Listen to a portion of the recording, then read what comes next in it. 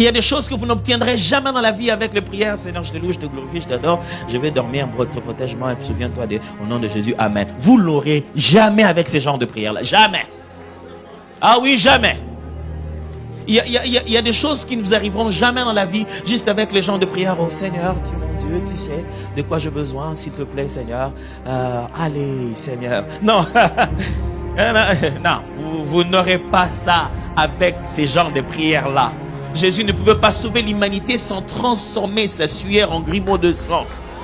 Il avait des exaucements instantanés jusqu'à ressusciter les morts. Pourquoi cette fois-là, il a commencé à pleurer, à prier jusqu'à avoir des grumeaux de sang? Il y a demandé, il y a frappé et il y a cherché. Et il y a des moments où la chose qu'on veut demander, on sait combien c'est difficile de notre côté. Et plus ça devient difficile de notre côté, plus en fait il faut passer par la condition.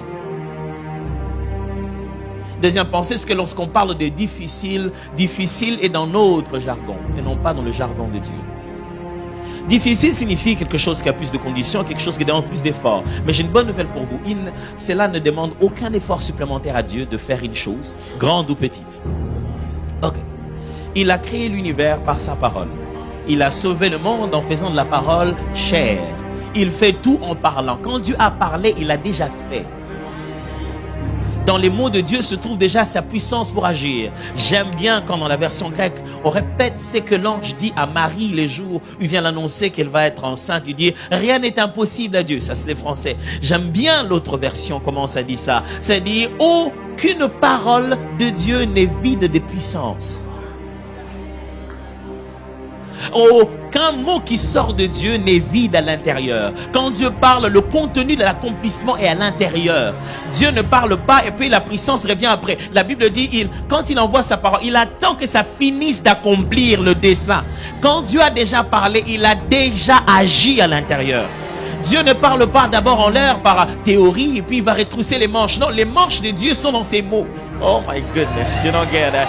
Quand Dieu a parlé, il a déjà retroussé les manches. Il est déjà très sérieux quand il a parlé. Et pour lui, ce que nous appelons difficile n'est pas difficile. Je suis heureux de servir un Dieu qui n'a pas les mêmes difficultés que moi. Gloire à Dieu. Je suis heureux de servir un Dieu qui n'a pas froid comme moi, qui n'a pas besoin de visa pour se déplacer. Ou que il est avec moi. Vous savez, c'est bien de savoir que ton Dieu ne passera pas par l'ambassade. Comme ça, quand tu arriveras ici à l'église pour prêcher, tu ne diras pas que Dieu est resté parce qu'on ne lui avait pas donné le visa. Ouh. C'est bien de savoir qu'on ne sert pas un Dieu qui prend le même avion que nous. C'est bien de servir un Dieu qui a un autre vocabulaire. Vous savez, quand il est venu sur la terre, on ne le comprenait pas. Chaque fois qu'il y avait des morts, il les rappelait, il disait qu'il dormait. Il venait au deuil, on dit, il est mort, tout le monde pleurait. Il dit, mais pourquoi vous pleurez, il dort. Et il le regarde, il dit, c'est quoi ces vocabulaires? Depuis quand mourir veut dire dormir? J'aimerais juste vous dire, c'est difficile dans votre jargon et non pas dans le jargon de Dieu. Ah non, non, non, rien n'est impossible à Dieu, rien n'est difficile à Dieu. C'est peut-être difficile de notre côté, mais il est le même hier, aujourd'hui et éternellement. S'il y a un Dieu dans le ciel qui a ouvert les eaux avec le bâton de Moïse, il est vivant jusqu'aujourd'hui. Je crois que ton problème n'est rien du tout et absolument... Je vais vous dire, Dieu a une expérience éternelle. Il a un CV bombé. Il a même fait au-delà des attentes. Les hommes avaient des attentes de la divinité en disant, un Dieu peut être ceci, cela. Mais quand Dieu s'est manifesté, ils ont dit, toi tu es trop fort. Tu n'es pas dans la liste. Tu n'es pas dans la liste de ce qu'on peut appeler Dieu. Tu vas au-delà de nos critères. Gloire à Dieu, je suis heureux de servir un Dieu comme ça. Un Dieu en qui je peux croire. Je peux lui faire confiance sans savoir comment il va le faire. En se disant, il va se débrouiller. Oh oui, il va se débrouiller. Vous imaginez ce que les fils de prophètes un jour sont venus dire à Élisée. Écoute, le fer là, la hache est tombée dans l'eau. Qu'est-ce qu'on va faire? Ouf, quel principe! Quel principe! Je ne sais pas par quel principe il a fait ça. Il a pris un morceau de bois, il l'a jeté. Et il y a eu changement d'état de corps. Le bois a pris le poids du fer et le fer a pris la légèreté du bois. Et quand le bois entrait dans l'eau, il s'enfonçait. Et le fer qui était en bas remontait. J'aime servir à un Dieu qui rien ne commande. Celui qui est au-dessus de tout ce qui s'est fait. Dieu ne va pas fonctionner avec les lois de la nature. Les lois de la nature sont en dessous de lui. Il est capable de te donner sans argent ce qui coûte cher. Oh, écoutez-moi. Vous savez pourquoi nous appelons ça difficile? Parce que nous connaissons par où il faut passer. Je dis, mais normalement, il faut la banque, il faut l'autorisation de... Tu vois ta liste, tu te dis, ça va être grave. Dieu ne passera pas par là. Oh non. Non, il ne passera pas par là. Tu le trouveras déjà arrivé sans être passé par là. Mais on te dit, comment tu es arrivé sans être passé par nos bureaux? Quand Dieu parle, il ordonne dans les cœurs des hommes. Ouh. Oui, je vais servir un Dieu comme ça. Et si j'ai une liste de choses difficiles, c'est à lui que je dois amener ça. Écoutez-moi, il y a un expert des choses difficiles. Il existe et il s'appelle Jéhovah Jireh, le Dieu capable de pouvoir, de voir anticipativement et de pouvoir avant. Alors demande une chose difficile. Est-ce que tu en as? C'est difficile que ton enfant qui est devenu si têtu se remette à l'ordre. Oh, il y a un Dieu qui change les cœurs des gens. Demande une chose difficile. C'est difficile que ta relation avec ta femme redevienne comme avant. Il y a un Dieu qui rafraîchit les vieilles relations. Demande une chose difficile.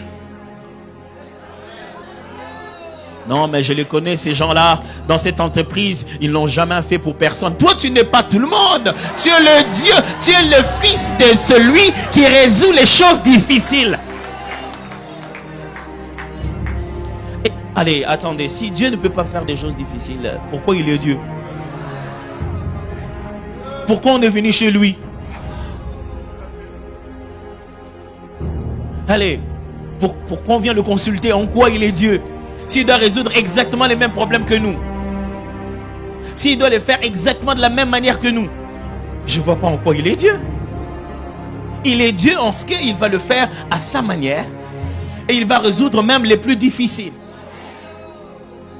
Alors il a dit, demande-moi une chose difficile. Il lui a demandé et il lui a expliqué la condition. Je vais partager avec vous rapidement une des conditions donc de l'exaucement de choses difficiles. Alors, il lui dit, si tu peux me voir pendant que je serai en train d'être enlevé de devant de toi. Je voudrais juste aujourd'hui vous parler de ce qu'on appelle la loi de l'exposition ou de la vision. Je parlerai de vision, exposition, anticipation. Tout cela, c'est dans le même ordre d'idée. Qu'est-ce qui s'est passé?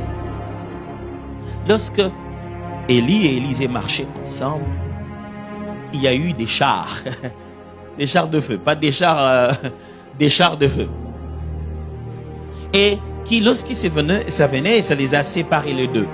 C'était si fort que l'un est parti dans un sens, l'autre dans l'autre. Il y a eu un tourbillon, c'est dans les textes. Un tourbillon dans un pays désertique, ça ramasse le sable. Le premier réflexe, c'est de fermer les yeux et de les baisser. Et de trouver un moyen de se couvrir parce que ça va entrer dans tes yeux. Et tu ne peux pas soutenir un regard pendant un long moment. Tu ne peux pas fixer surtout pas en l'air quand il y a un tourbillon. Le seul moyen de survivre, c'est de baisser la tête, d'essayer de se couvrir. Alors, Élie dit à Élisée, écoute, quand tu seras capable de tenir tête au tourbillon et de continuer à regarder quand toutes les raisons de regarder ne seront plus.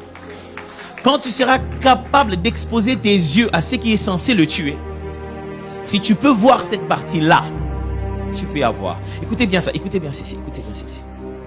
Avoir donne le pouvoir d'avoir.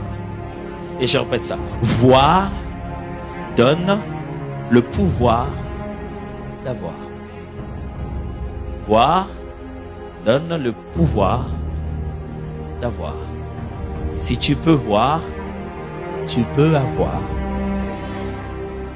Si tu peux voir, tu peux avoir. C'est ce qu'Élie était en train d'enseigner à Élisée.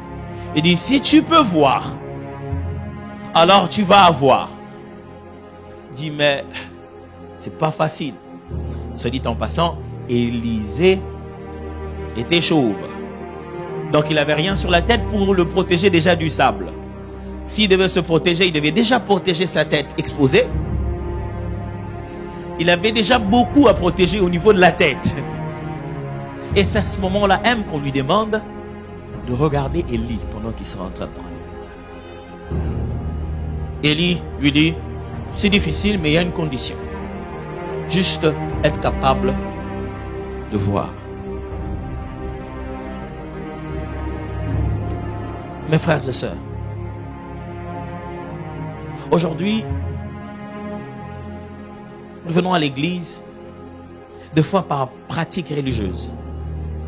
Et nous avons tué l'essentiel qui devait nous pousser à venir à l'église. Ça s'appelle la foi. Sans la foi, on fait des rencontres seulement. Inutiles. Vous savez, Jésus n'en a pas après la foule. Jésus a rencontré plusieurs foules, mais n'a guéri que ceux qui avaient la foi dans la foule. Parce que la foule est trop collective, mais la foi est très individuelle. Il y avait, la Bible dit, des gens étaient en train de pousser Jésus dans la foule de partout. À un moment donné, il a dit, qui m'a touché? Vous voyez, la foule peut presser sans toucher. Mais, et puis Pierre lui dit, mais avec tout ce monde ici, tu demandes qui t'a touché? C'est normal ça. Jésus faisait quand même des choses qui n'étaient pas normales. Hein? Allez, oui, du coup, tu appelles tes disciples, tu dis, celui qui mange ma chair, il boit mon sang, alors on reste ensemble. Quand même un peu bizarre.